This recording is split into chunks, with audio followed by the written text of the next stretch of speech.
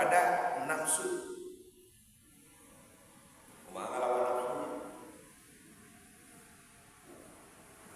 Ai nafsu teh kahayang. Yang disebut dengan nafsu itu kan bahwa tidak semua nafsu itu jelek. Ya. Tidak semua nafsu itu jelek, Pak. Minum juga nafsu nih. Minum kopi. Lamun teu nafsu mah moal diinum. Makan juga nafsu. Lamun teu nafsu mah moal makan. Hayang nafsu makan eta kudu ka dokter. Ka dokter datang. Pas Nabi itu poe teu dahar-dahar.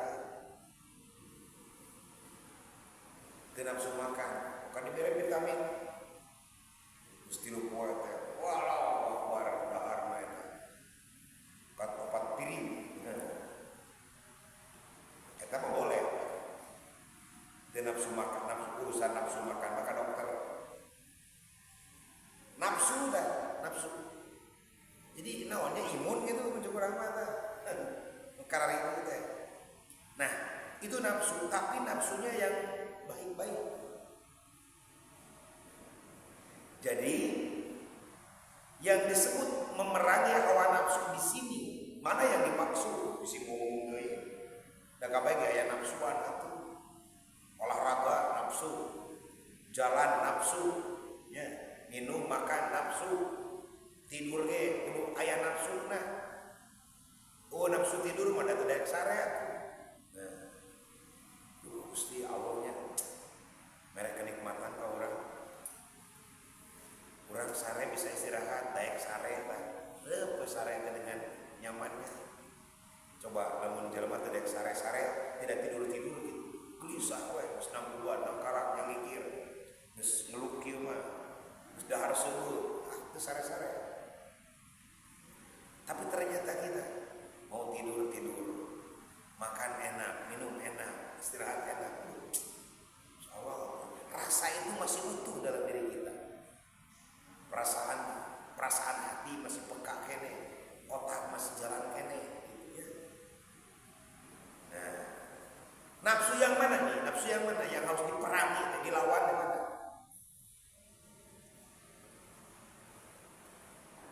Nafsu yang mengarah kepada maksiat kepada Gusti Allah, baik itu syahwat ataupun amarah ataupun nafsu untuk mengumbar satu keinginan yang memang inginnya itu adalah larangan.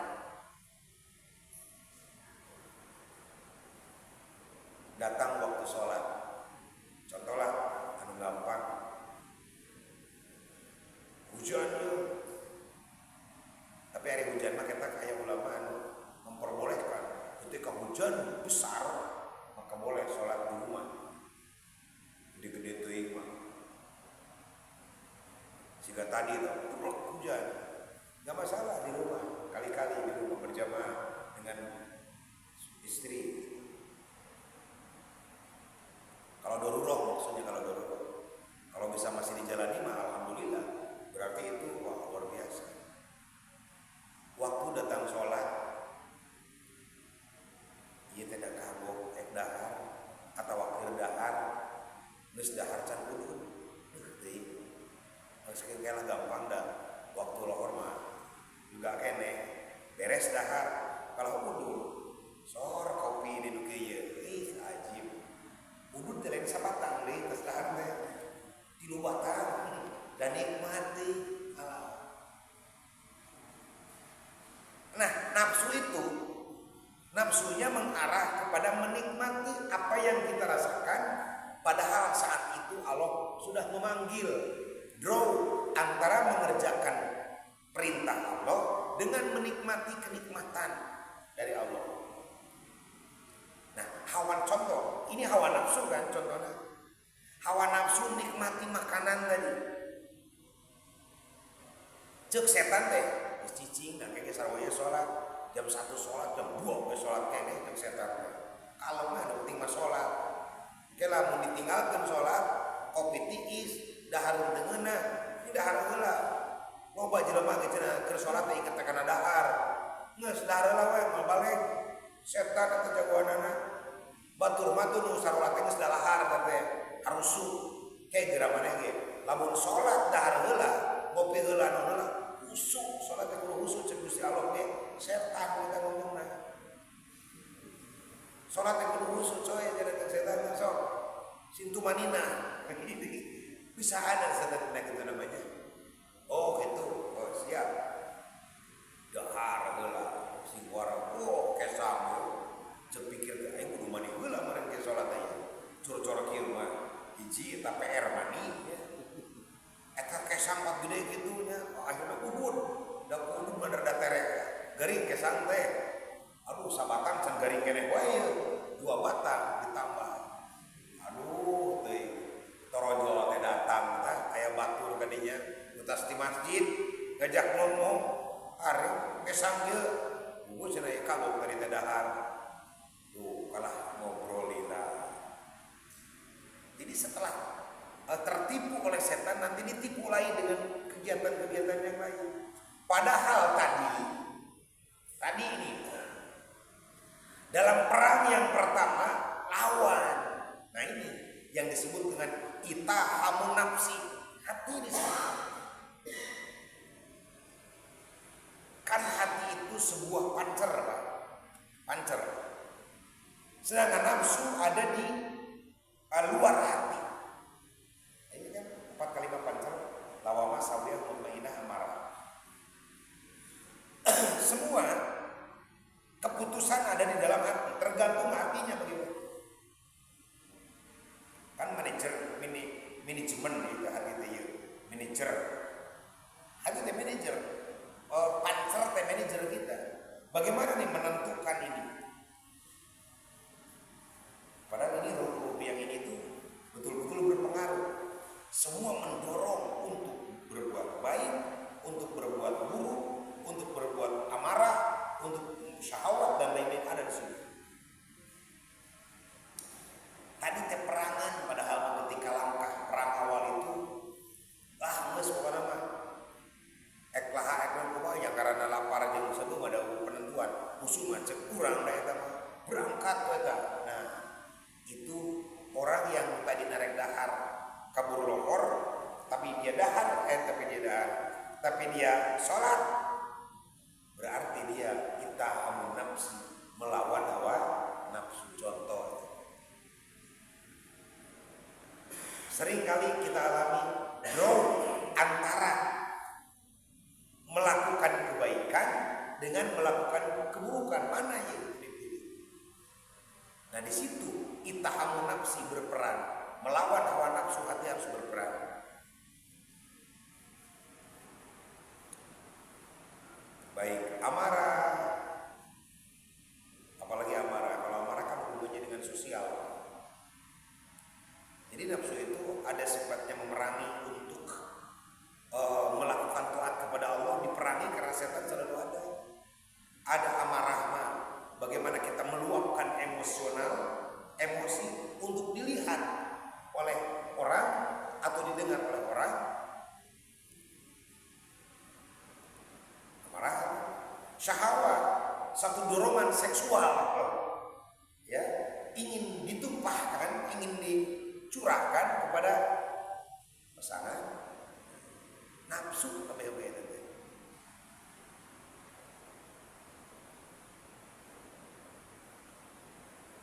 Ada keterangan dalam itu ya, orang yang bertakwa itu wasyari'u ila maghfiratin min rabbikum wa jannatin 'arduha as-samawati wal ardh u'iddat lil muttaqin.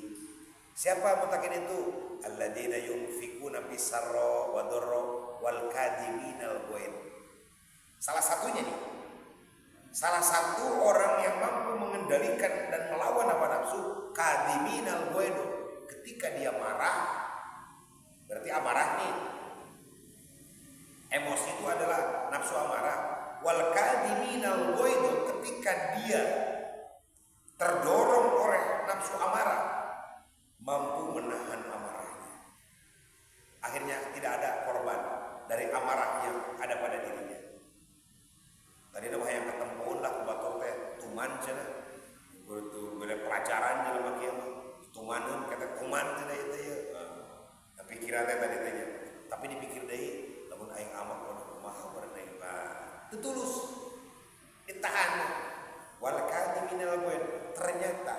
Orang yang mampu mengendalikan emosi itu ternyata orang takwa. Orang takwa teh lain tara amak, Pak. Tapi amakna tara ketembon batur. Amakna teh najonggalon di imah sorangan, ngapaleun. Ajonggalon. Di imahna sorangan ngapaleun, istrina teh apaleun, anakna teh apaleun, tatangga teh apaleun. Aya amarah mah jelema mah aya. Cuman aya nu berani meluapkan kepada orang, berarti wayahna berdampak. Lamun amarah eta diluapkeun, baik amarah itu secara sindiran, langsung ucapan atau action teu ngomong tapi kan gebrak meja, acung pantok misalkan, teu ngomong. Pasti aya korban. Korbanna naon? Batur luaseun, nyeri hate, kasinggung dan lain sebagainya. Bahkan aya nu jadi pasea korban dah. Tapi orang yang takwa itu adalah kadiminal goedo. Kadiminal goedo berarti itu hasil dari itahamun nafsu, hasil dari memerangi hawa nafsu. Ada kalanya mungkin istri kita ngomel, dapur tanya teureun. Ning aing ngomong teh hareupeun kudu namanya. Aing ngomong pan anu bari ngalewas teh gini kan. Ngomong naon, ngomong naon. Bari ngalewas teh ngobrol tadi. Kan itu memancing emosi, Pak. Padahal kan ngomong baiknya di depan kita. Pak, anu jelas kan. Rek diamakeun apa rek diamakeun di depan. Nah, tandanya orang amarah itu yang seperti itu. Ngomong bari ngalewas tuh bukan mangkat. Yang tidak jelas apa yang disampaikan. Kita harus sabar, Pak. Tadi nama rek ngambek tapi ulah bisa jadi korban. Tahan hawa nafsu. Wa adamur ridho selanjutnya. Wa adamur ridho dan tidak ridho hati. Kan nanti kewajiban hati. Wa adamur ridho dan tidak ridho hati anha dari nafsu itu. Aing kana begitu teh geuleuh sebenarnya mah. Wah, ridho ya. Cor geuleuh da maksiat. Tidak ridho dengan adanya nafsu itu. Dengan adanya kegiatan yang dilarang itu. Ridho we. Ini kewajiban hati.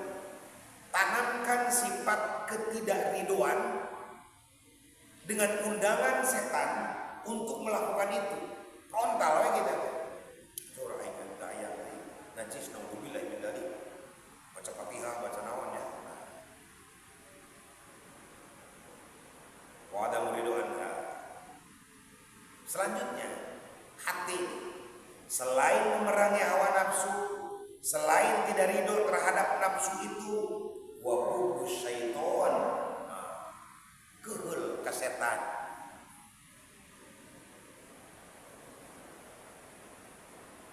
Naon aya setan, Pak? Aya setan teh sifat. Setan teh sifat. Sifat dari apa? Sifat yang dimiliki oleh iblis namanya setan. Kalau iblis satu makhluk yang sederajat dengan para malaikat yang dulu pernah berjejer dengan malaikat dan manusia yang sampai hari ini bermusuhan. Aya jirimna malaikat dan iblis mah aya. Karena dicantumkan di dalam Al-Qur'an wa in qala rabbuka lil malaikati isjudu li adama fasajadu illa iblis. Siapa setan? Setan itu adalah sifat karakteristik dari perilaku yang dilakukan oleh iblis tadi. Sifat buruk, Pak. Sifat buruk, dorongan buruk. Nah, yang mendorong untuk melakukan maksiat, yang mendorong untuk melakukan amarah, yang mendorong untuk melakukan hal-hal yang tercela, itu namanya setan. Ada pada diri kita masing-masing. Setan mah tadi kebon, setan ada di diri, setan ada dalam diri kita. Karena sifat jelek, sifat buruk yang disebut dengan hawa nafsu. Nah, sifat bukan bentuk tapi sifat. Sehingga dorongan-dorongan itu semakin kuat mendorong diri kita.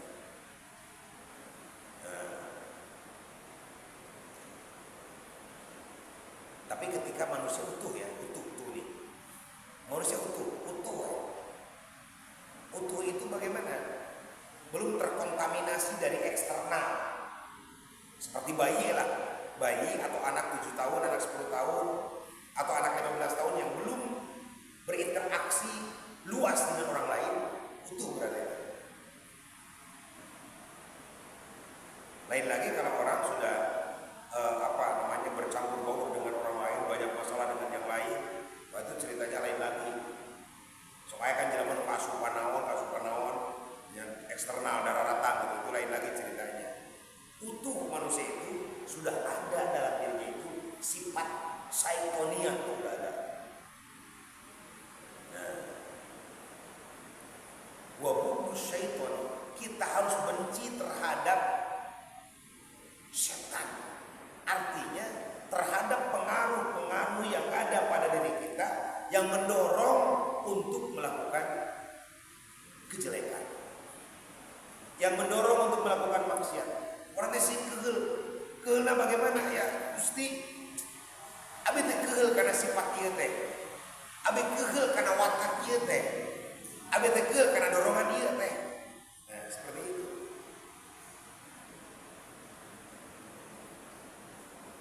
Wabudu syaiton. Selanjutnya kewajiban hati ini. Wabudu dunia. Dan harus benci terhadap dunia. Allah. Sementara dunia kita cari setiap harinya. Dunia kita cari setiap hari, Pak. Ulama mengajarkan bagaimana kita harus membenci terhadap dunia. Ya, HP dunia melulu itu. Kamu HP masuk nagoda, melalaikan. Duit dunia, mobil motor dunia, AWP dunia. Kita harus benci, Pak. Masya Allah. Gimana nih?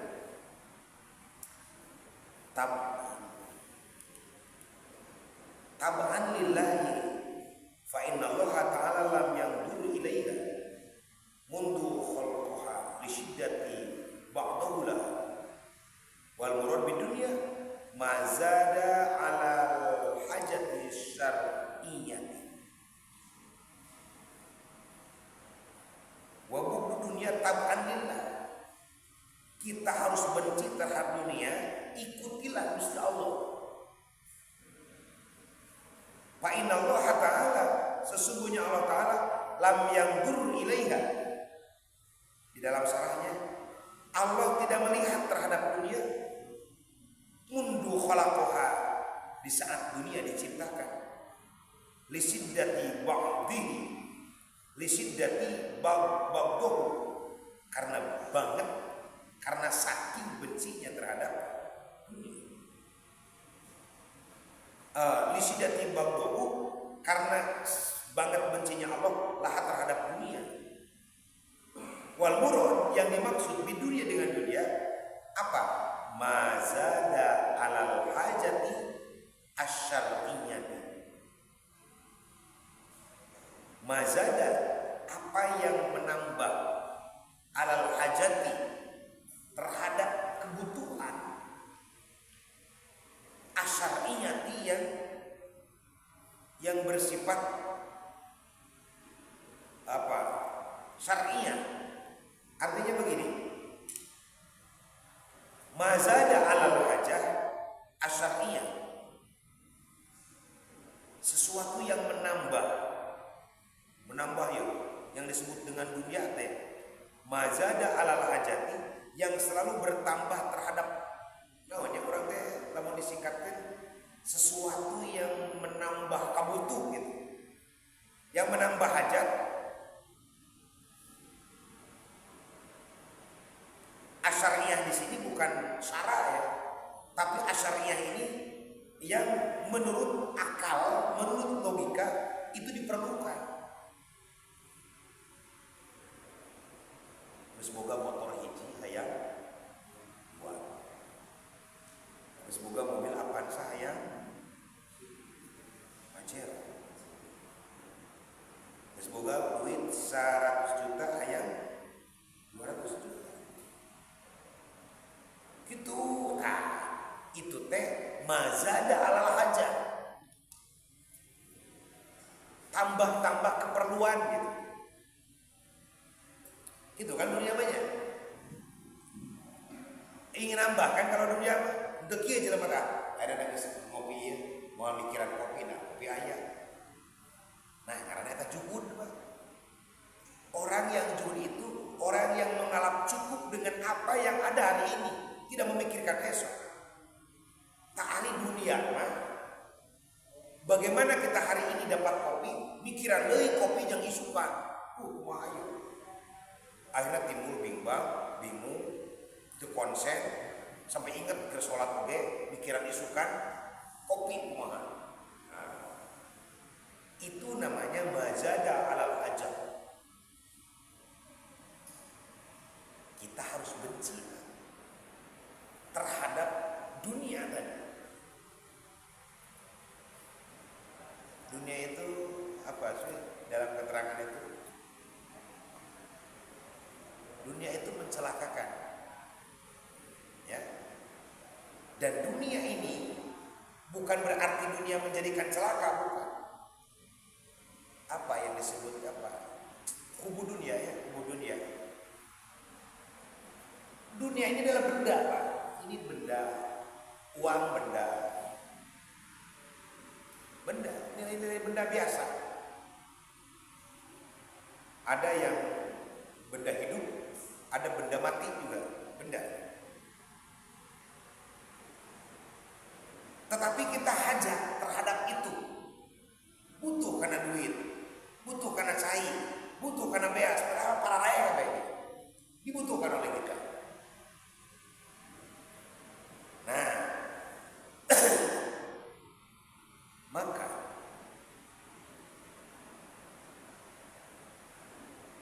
wabud dunia itu adalah bukan berarti kita tidak butuh terhadap dunia, awas.